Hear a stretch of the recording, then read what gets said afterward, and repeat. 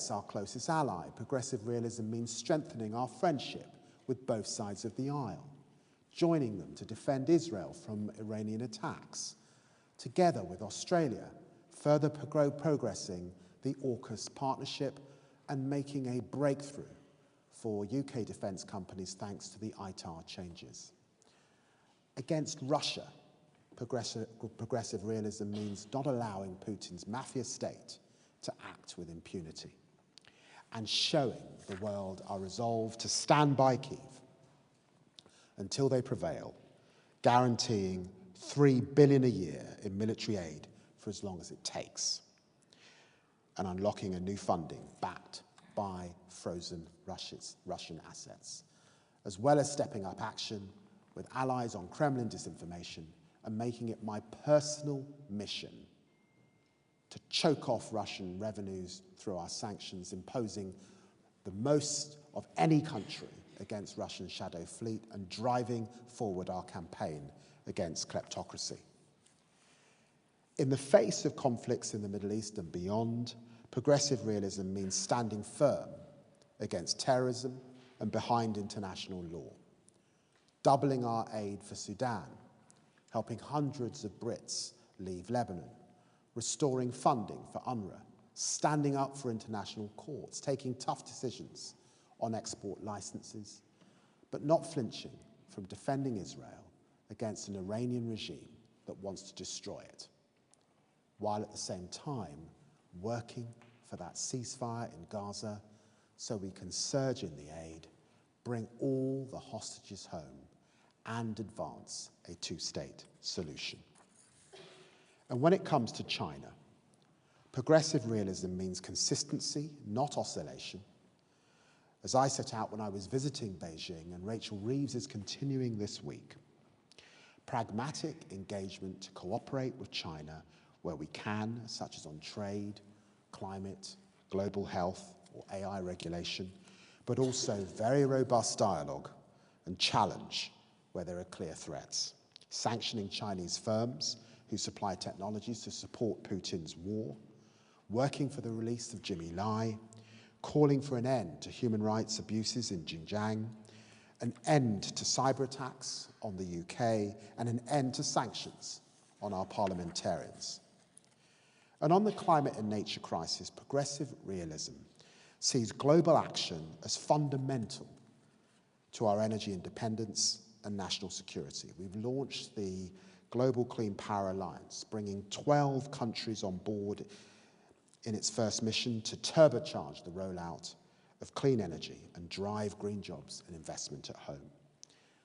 And with the Global South, progressive realism means working together, no more lectures, showing respect, renewing partnerships and new agreements like those that I've launched in India, in Indonesia, in South Africa and Nigeria.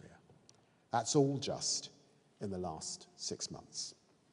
This is just the beginning, and I'm determined for my tenure to be more than the day-to-day crisis management kind of foreign secretary.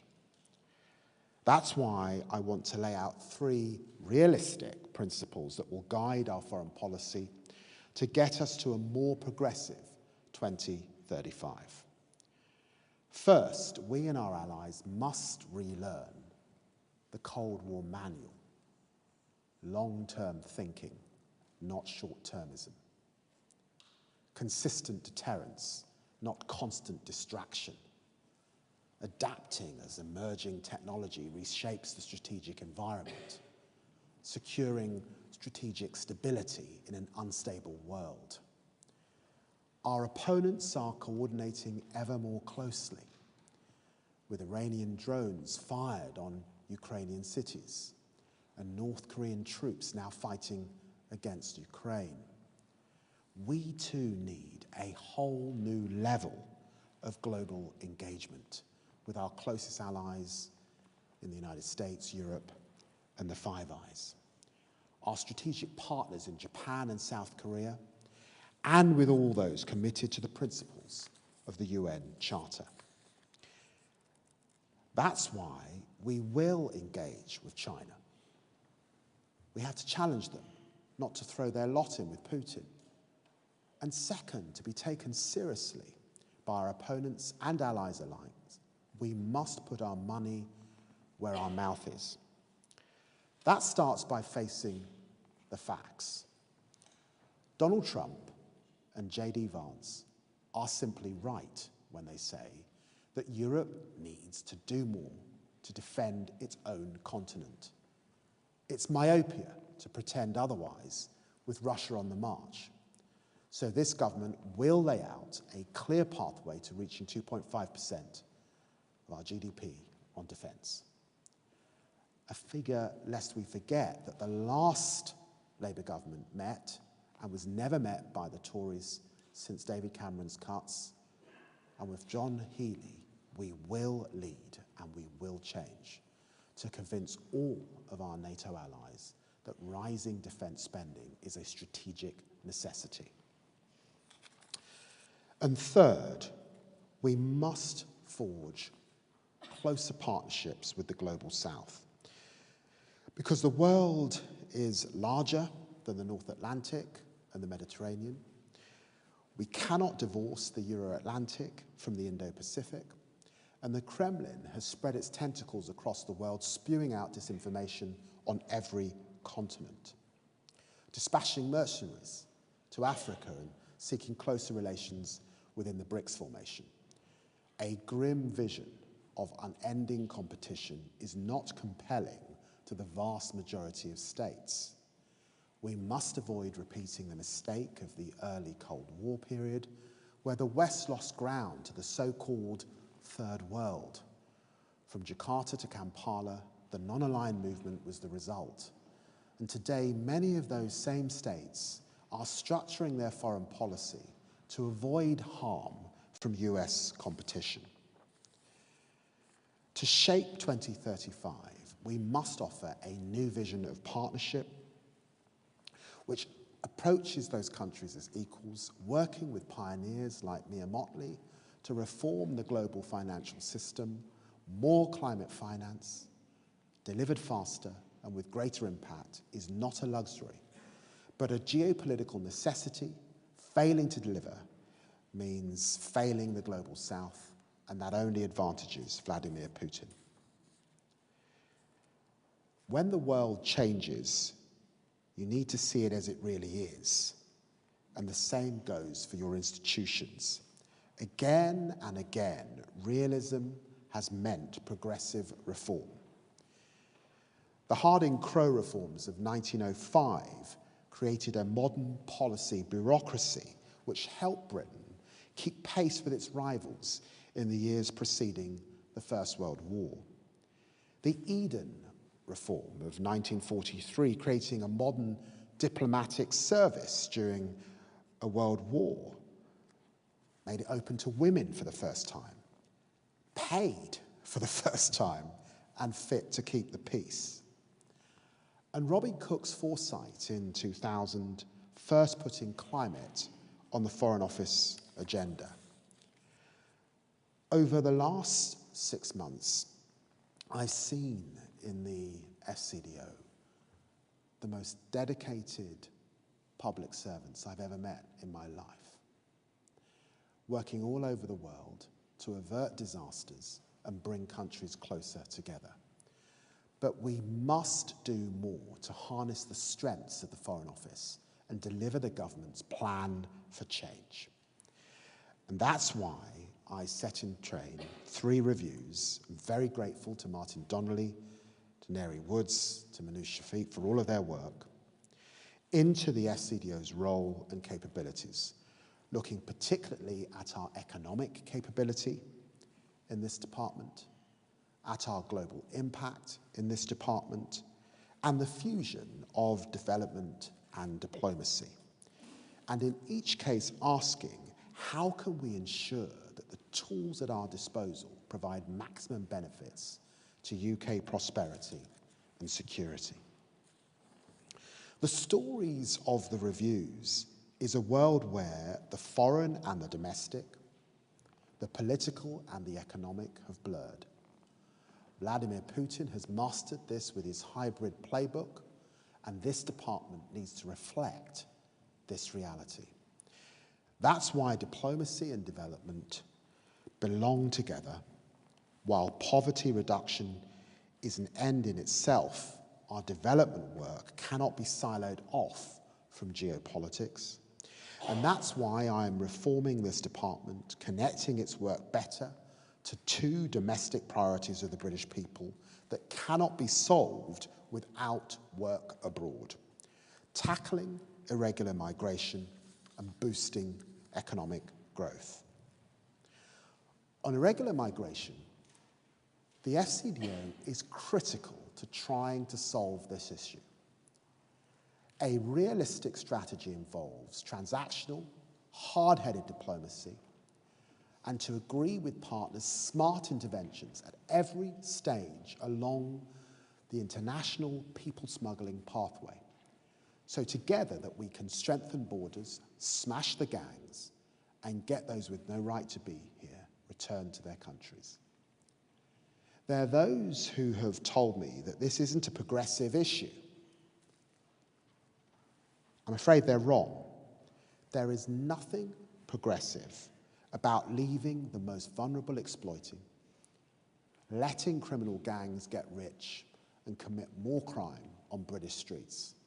The greatest failure of the last government was that they told Britain they would take back control. But the truth is they lost control of our borders, and with it they lost and deserve to lose the confidence of the British people. Make no mistake, this government, from the Prime Minister down, see the challenge for what it is. And that's why I'm working so closely with Yvette Cooper, using our department's new joint irregular migration unit to deploy every tool at our disposal to restore control to our borders. Improving cooperation on returns is how we send people home. Conflict prevention is how we stop people fleeing their homes in the first place. Development work upstream is how we encourage people to stay in their homes, like the projects that we've now got in Albania, in Vietnam, and in Iraq. And we must use our sharpest diplomatic weapons to help restore control of our borders. Today, I'm very pleased to announce, after a lot of hard work, that the UK is to be the first country in the world to develop legislation for a new sanctions regime, specifically targeting irregular migration and organised immigration crime. This will help to prevent, combat, deter and disrupt irregular migration and the smuggling of migrants into the UK. That's us playing our full part on the issue of irregular migration. But what about growth? This department needs to change to help deliver and invest by 2035, the government's modern industrial strategy. When I visit the world's largest and fastest growing economies and the cities and regions which are driving their growth, it's crystal clear how much their businesses and investors want to work with us, particularly now that we've begun to rebuild the UK's reputation for economic competence. And this is true in Europe, where we're resetting, obviously, our ties following the Conservatives' paper-thin deal, as it is in the United States, the Gulf, and Asia. The FCDO's network needs to work hand in glove with the Department for Business and Trade and the Office of Investment to spot opportunities abroad and help overseas firms to grasp those opportunities from doing business with Britain. To get better at delivering on this agenda overseas, we need to recruit more diplomats with more private sector skills and experience, more expertise in sectors like tech, data, life sciences particularly, where the UK is at a cutting edge, more understanding of the everyday economy right across our country, not just in the City of London. And I'm making it a priority in my time in this job to get more of our staff with these skills and experience posted across the most important markets for UK growth, because we have a compelling story to tell of the world's second largest exporter of professional and business services, with 4 of the world's top 10 universities and ranking first in Europe when it comes to tech unicorns. And one of our great strengths, of course, are our creative industries.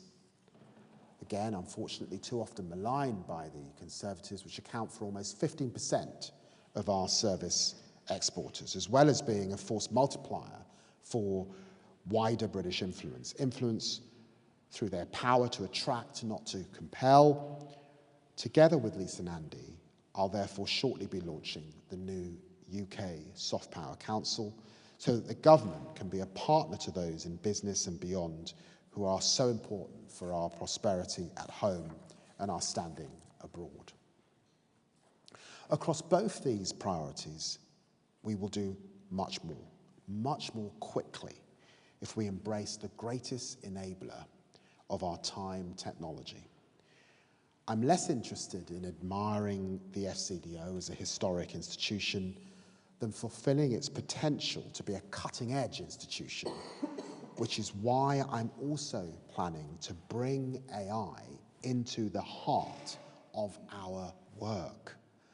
By the end of this Parliament, our reform agenda will deliver a radically reshaped organisation with redeployed resources and a completely modernised way of working. I believe that AI can be transformative for the practice of diplomacy, and I'm determined for the Foreign Office to be a pioneer in harnessing its power. An upgraded data science team will sit at the core of this office, bringing more empirical rigour to everything that we do. This is not a far-fetched vision. The capability, frankly, already exists, in use by our friends in the United States, and even some departments already in Whitehall. Now is the time to mainstream it, liberating more diplomats from their desks in the UK and getting them out into the global network, combating irregular migration and driving growth, delivering for hard-working people at home. Friends, this country has had its mettle tested before. Often there have been those who've written us off. But British leaders saw our potential, and in their plans for change, they pulled out strength and depth from within us. In 1946, amid the ruins of the war, Bevin and his colleagues built NATO and the National Health Service. In the 1960s, Harold Wilson embraced, of course, the white heat of technology. And in the 1980s, Margaret Thatcher unleashed the City of London. And as I entered politics, it was Tony Blair modernising Britain at home and abroad. In 2025, we need to look within and see our power and our potential. Our potential to secure our borders and reform the National Health Service, our potential to unlock growth and drive the clean energy transition, our potential to reconnect with the world through a foreign policy which enables and empowers change at home, and through a long-term international strategy. We can be realists and optimists. We can seize the opportunities coming into view, and we can show the world what a more progressive 2035 can be like, and deliver the promise of a decade of national renewal. Thank you very much.